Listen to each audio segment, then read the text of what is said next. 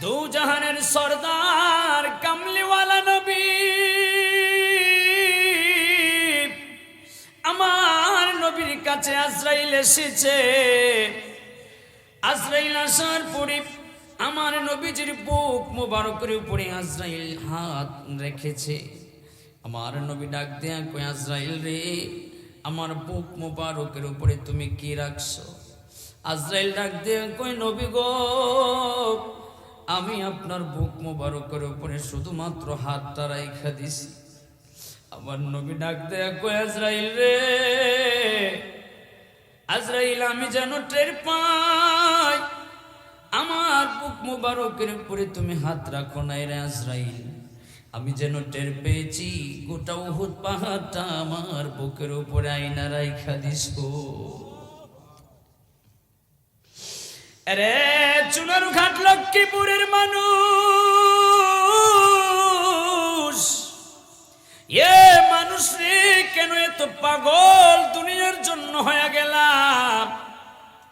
এত ঠান্ডা আর এত শীত, আজকে রাত্রে যদি আমি আপনি মারা যাই, আজকে যদি আমার এই মুরব্বি বাজান মারা যায়, আজকে যদি আমি সুহাইবি মারা যাই, রাত্রি পার করবে না, সকালবেলা আপনারে আমার 3 টুকরা কাপড় দিয়া পানি দিয়া গোসল করে নাকি কানে তোলা দিয়া মাথার ওই পাশে আর পায়ের ওই পাশে মাঝখানে বাঁধ দিবে, বান্ধে আপনারে আবার কবরের ভিতরে রাইখা আসবে। আরে লক্ষ্মীপুরের মানুষ, এই কবরে খাতা নাই রে, কম্বল নাই রে, এই কবরে বালিশ নাই, ওই কবরটা বড় কঠিন কবর।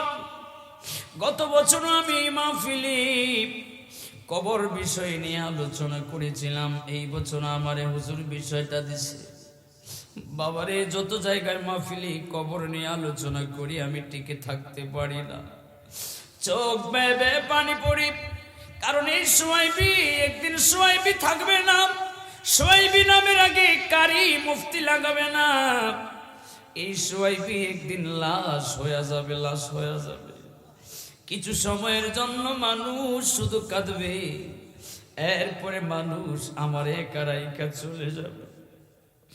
আবার ছেলেরা আমার মাটি দিবে, আমার ভাইরা আমার মাটি দিবে, মাটি দিয়া আমারে খুব শক্ত করে আমারে পাড়া দিয়া আমারে মাটি দিবে, দিয়া আমার একা রাইখা আমার সন্তানরা ভাইরা চলে যাবে। আমি ওই কবরে একা থাকবো রে, ওই কবরে কেমনে একা থাকবো, যে কবরে বাতি নাই, যে কবরে সাথী নাই। একটা মশার কামড়ের জন্য বাঁচার জন্য, একটা মশা থেকে বাঁচার জন্য আমরা মশারির ব্যবস্থা করি, কোয়েলের ব্যবস্থা করি, হয় না। এরপরে আমরা স্প্রের ব্যবস্থা করি, হয় না। এরপরে মশার একটা ইলেকট্রিক্যাল ব্যাট আছে, তারপরে হয় না। কত ব্যবস্থা এই মশার কামড় থেকে বাঁচার জন্য। কিন্তু রে আব্বা, ওই কবরে সাপ থাকবে, বিচ্ছু থাকবে, কে আমারে বাঁচাবে, কে আপনারে বাঁচাবে? আমার আল্লাহ বলছেন, পৃথিবীর মানুষরা যতই যতই বাহাদুরি করো না কেন, যতই তুমি রং তামাশা করো না কেন, যেদিন নাটাই ধৈরা টান দিমুরে, ওই দিন আমার কাছে আপনি আপনি চলে আসতে হবে। আরে সোনারুঘাটের মানুষ, লক্ষ্মীপুরের মানুষ, চন্দনার মানুষ, শোনেন, আমরা যেভাবে একটা ঘুড়ি বানায়া ঘুড়িটাকে আসমানে যখন ছেড়ে দেই, কিন্তু ঘুড়ি আসমানে যতক্ষণ পর্যন্ত স্বাধীনতা দিলাম, ঘুড়িটা আসমানে উড়ে, আকাশে উড়ে রে বাবা, কিন্তু ঘুড়ির নাটাইটা তো আমার হাতে থাকে। যখন আমার ইচ্ছা হয় আমি ঘুড়ির নাটাইটা ধরে এইভাবে যখন টান দেই, টান দিতে দিতে দিতে দিতে আস্তে করে একটা সময় ঘুড়িটা আমার কাছে চলে আসে। আল্লাহ কয়, বান্দা রে, তোরে স্বাধীনতা দিলাম, তুই এই জমিনে তোর যা ইচ্ছা তুই করতে থাক, তোর যা মনে চাই তুই তা করতে থাক, মাত্র 50, 60, 70 বছরের স্বাধীনতা তোরে দিলাম, তোর যা ইচ্ছা তুই করতে থাক, তোর মনে যা চাই কর। কিন্তু যেই দিন না চাই তোরে ঠাম দিব, ওই দিন তুই আমার কাছে চলে আসতে হবে, কবরে চলে যেতে হবে। আরে বাবা সিনান, উম্মুল মুমিনিন জান্নাতের সরদারিনী মা ফাতেমা কয়েকদিন ধরে অসুস্থ হয়ে পড়ে আছে। আমার মা ফাতেমার শরীরে বড় প্রচন্ড জ্বর। একদিন দেখি রাতের বেলা স্বপ্নে দেখে আমার নবীজির মা ফাতেমার ঘরে আমার আপনার দয়াল নবীজি হাঁটাহাঁটি করতেছে। ফাতেমা ডাকতে কই, নবী গো, এই অন্ধকারের মধ্যে আপনি কেন আমার ঘরে হাঁটাহাঁটি করেন? আমার নবী ডাক দেয়া কই, দিনটা ছিল রমজান মাস। আমার নবী ডাক দেয়া কই, ফাতেমা রে, ও কলিজার টুকরা ফাতেমা, ফাতেমা তুমি আজকে আলীর সাথে সেহরি খাবা, কিন্তু ইফতার করবা তোমার আব্বার সাথে, আমি দয়াল নবীজির সাথে। আরে ভাই, বোঝা গেল মা ফাতেমার আর বেশি সময় বাকি নাই। চুনারুঘাট চন্দনা লক্ষ্মীপুরের মানুষ, একটা মানুষ যখন মৃত্যুর সময় চলে আসে, 40 দিন আগে থেকেই সে বলতে পারে সে যে মারা যাবে, তার ভিতরে একটা ওই জিনিসটা, মৃত্যুটা ফিল করে। আজরাইল আইসা কানে কানে ডাক দেয়া কই, রে আল্লাহর বান্দা, এখনো সময় আছে, 40 দিন তুই তওবা কর। এই দুনিয়ায় আমরা শুধু রং তামাশা করি, এই জন্য দেখবেন মৃত্যুর আগে কিছু মানুষ একেবারে ভালো হয়ে যায়, আর কিছু মানুষ দেখবেন যেটা বদকারী, এটা আবার বেশি খারাপ থেকে বেশি খারাপ হয়ে যায়। দেখবেন কিছু মানুষ আগে খারাপ ছিল, মৃত্যুর আগে দেখবেন ভালো হয়ে যায়। মানুষ এরকম মতামত দেয়, কমেন্ট করে, কই লোকটা যদিও আগে খারাপ ছিল কিন্তু মৃত্যুর কয়েকদিন আগে সে অনেক ভালো ভালো কাজ করছে। আরে ভাইরা আমার, গভীর খেয়াল করে শুনবেন, শুধু তাই নয়, শুধু তাই নয়, এরপরে আবার মৃত্যুর 3 দিন আগে আইসা আজরাইল কানে কানে কয়, আল্লাহর বান্দারে, আরো 3 দিন বাকি আছে, তুমি একটু তওবাটা কইরা লো। আরে ভাইরা আমার, এই জন্য আল্লাহ বলেছেন, আমার নবী বলেছেন, আল্লাহ রাসূল বলেছেন, তোমরা বেশি বেশি করে তওবা করবা, কারণ কোন দিন মালাকুল মাউত তোমাদের কাছে এসে যায় তোমরা তা তো জানো না। এই জন্য যদি তোমরা তওবা করো, তাইলে আল্লাহ রাব্বুল আলামিন না জানি কোন দিনের তওবা তোমাদের কবুল করে নেয়। যেই দিনের তওবা কবুল করে নিবে, আল্লাহ রাব্বুল আলামিনের উসিলায় তোমারে আমারে মাফ করে দিতে পারে কি পারে না? এবার মা ফাতেমার ঘুম ভেঙে গেল। মা ফাতেমা কয়, আল্লাহর রাসূল যদি স্বপ্ন যুগে দেখা দেয়, এটা কখনো মিথ্যা হতে পারে না, এটা তো স্বপ্ন সত্যি সত্যি সত্যি হয়, কারণ রাসূলের রূপ কখনো শয়তান ধারণ করে দেখা দিতে পারে না। আমার বাবা দিনারি, এবার আমার মা ফাতেমা উঠলেন, রান্না বান্না করলেন। ইমামে হাসাইন, ইমামে হুসাইন রাদিয়াল্লাহু তাআলা আনহুমা, 2 ভাইয়ের যত কাপড় চোপড় ছিল সবগুলো একত্র করলেন, একত্র করে জমা করলেন, জমা করে ধোয়ার জন্য প্রস্তুতি নিচ্ছেন এবং ধুইলেন। রান্না করে যত কাজ ছিল সব রান্না বান্না করলেন। এবং আলীরে উনি কোনো কিছু বললেন না, কারণ আলীকে যদি মা ফাতেমা এই স্বপ্নটা বলে দেয়, আলী জানে অবস্থা একদম খারাপ হয়ে যাবে, কারণ মা ফাতেমারে আলী নিজের জানের চাইতেও বেশি ভালোবাসতে। স্বামী স্ত্রীর সম্পর্কটা এই পৃথিবীর প্রথম সম্পর্ক, এবং একজন আরেকজনকে কত ভাবে যে কত মধুর ভালোবাসা ছিল এই আলী আর ফাতেমার মধ্যে। আমার বাবাজিরা, আমি ওই দিকে যাচ্ছি না। এ লক্ষ্মীপুরের মানুষ রে, আল্লাহ রাসূলের যদি ইন্তেকাল শরীফ হয়, আল্লাহ রাসূল যদি কয় আজরাইল রে আমার বুক মুবারকের উপরে হাতটা রাখার কারণে আমি যেমন টের পেয়েছি আমার বুকের উপরে তুমি উহুদ পাহাড়টা আইনা রাইখা দিছ, এমন কষ্ট অনুভব করেছেন আমার নবী। এ মানুষ, আমি আপনাদেরকে জিজ্ঞেস করতে চাই, আল্লাহর রাসূলের যদি এই অনুভূতি হয়, আজরাইল যদি আমাদের এই বুকের উপরে আমাদের শরীরের উপরে হাত রাখে, তাইলে আমাদের কি অবস্থা হবে? সকাল বেলা মিথ্যা দিয়ে শুরু করি, বিকাল বেলা মিথ্যা বলি, ঘুমাইতে যাওয়ার আগে আমরা মিথ্যা বইলা তারপরে ঘুমাইতে যাই। নামাজ তো সারাদিনেই নাই, অথচ আল্লাহ রাব্বুল আলামিন বলেন ইন্নাস সালাতা তানহা আনিল ফাহশাই ওয়াল মুনকার।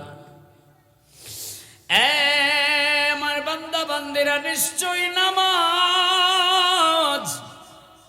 নিশ্চয়ই নামাজ সকল খারাপ কাজ থেকে বিরত রাখি।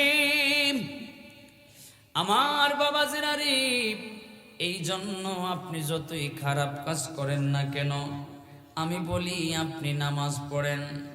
আব্বাজিরা রে, বলেন তো আমরা নামাজ পড়ার দরকার আছে না নাই? আছে না নাই? আহা, যে ঠান্ডা পড়ছে কেমনে নামাজ পড়তাম। কাল কিয়ামতের ময়দানে এই নামাজটার হিসাবই প্রথম দিতে হবে।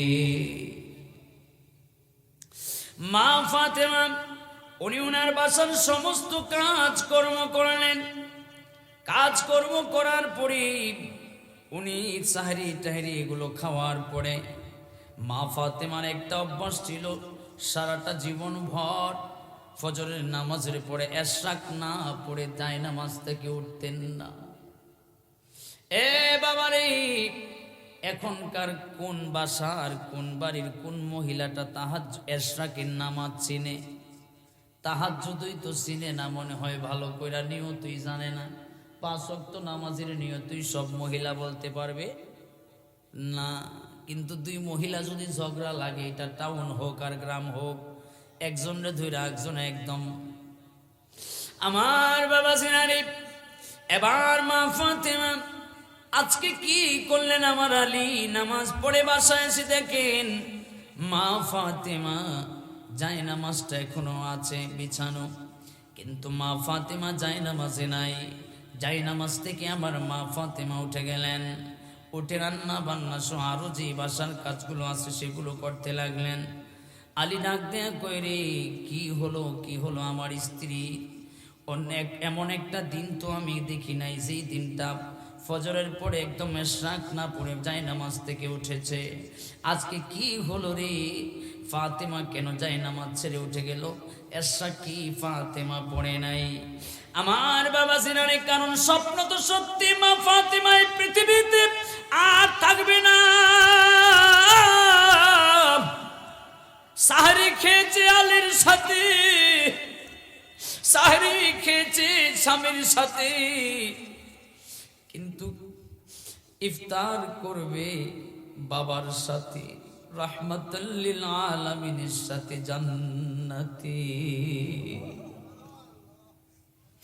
আরে বাবা সিনামান, এবার যখন মা ফাতেমা চিন্তিত লাগতেছে, আলী ডাক দিয়া কই ফাতেমা রে, আপনারে আজকে তো অন্য মনস্ক লাগে এবং চিন্তিত লাগতেছে।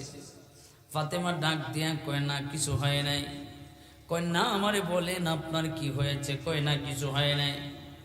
এবার ফাতেমাকে যখন আলী রাদিয়াল্লাহু তাআলা শক্ত করে ধরলেন, ধরার পরে ফাতেমা ডাক দিয়া কয় প্রাণের স্বামী গো শোনেন, গতকাল আমি রাত্রির বেলা এই স্বপ্নটা দেখেছি। এই স্বপ্নটা আমি দেখেছি গতকাল রাতে। ইয়া ওগো আমার স্বামী, আপনি শুনেন, এই স্বপ্নটা রাতের বেলা দেখেছি। রাতের বেলা স্বপ্ন দেখেছি আমার আব্বাজান আমার আব্বাজান আমাদের ঘরে হাঁটাহাঁটি করতেছেন। আমি জিজ্ঞেস করলাম, ইয়া রাসূলুল্লাহ, ইয়া হাবিবাল্লাহ, নবী গো, আপনি অন্ধকারের মধ্যে এই ঘরের ভিতরে কেন হাঁটাহাঁটি করেন? আমার আব্বাজান বললেন, ফাতেমারি, আজকে সাহরি খাইবা তুমি তোমার স্বামীর সাথে, আর ইফতার করবা তুমি তোমার আব্বাজানের সাথে জান্নাতে। আলী এই কথাটা শোনা মাত্রই হাউমাউ করে চিৎকার করে কান্না করে, এমন চিৎকার করে কান্না করতে লাগলেন, ছোট বাচ্চাদের মতো কান্না করতে লাগলেন, ছোট বাচ্চাদের মতো, অবুঝ শিশুদের মতো কান্না করতে লাগলেন রে বাবা। এবার ফাতেমা আলী দুইজনে মিলে কান্নাকাটি করে শুরু করলো। ইমাম হাসান আর হুসাইন রাদিয়াল্লাহু তাআলা আনহুমা দুইজনেই বাহিরে খেলাধুলায় মত্ত ছিলেন।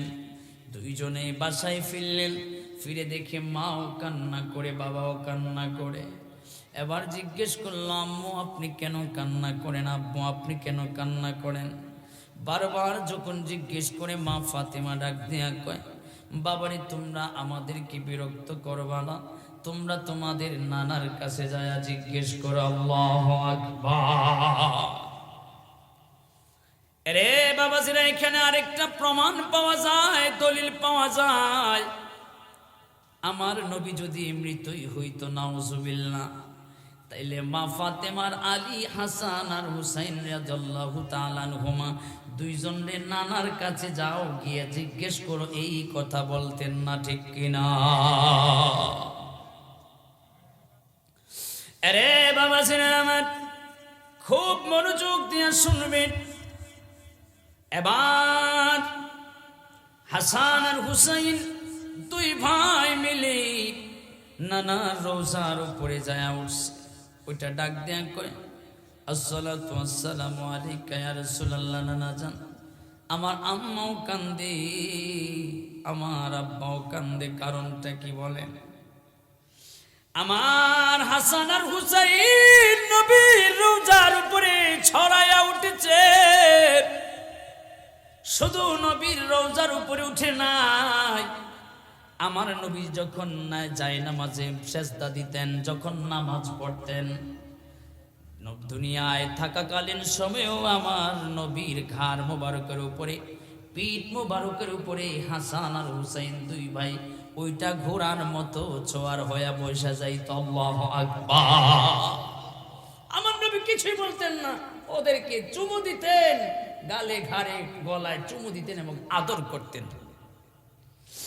আরে সোনার ঘাটের লক্ষ্মীপুর চন্দনার মানুষ,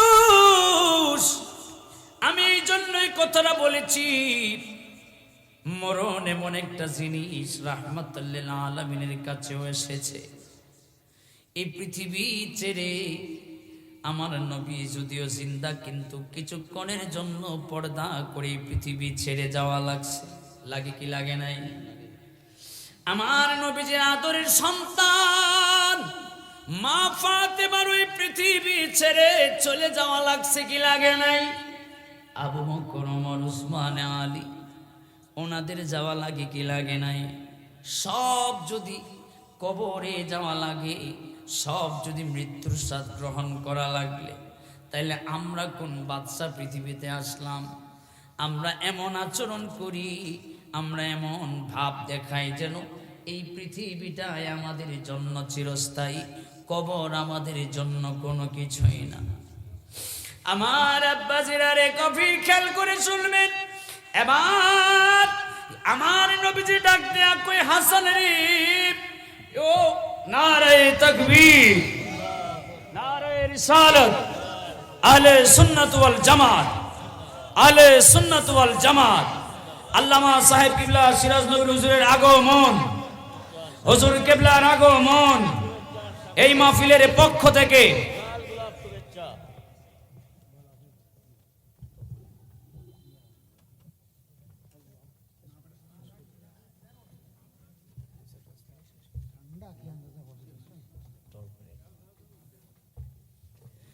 আমার ভাইয়েরা, হুজুর কিবলা আমাদের মধ্যে এসে পৌঁছেছেন। আমার কথার সারমর্ম হলো এই পৃথিবী ছেড়ে আমাদেরকে চলে যাওয়া লাগবে কি লাগবে না?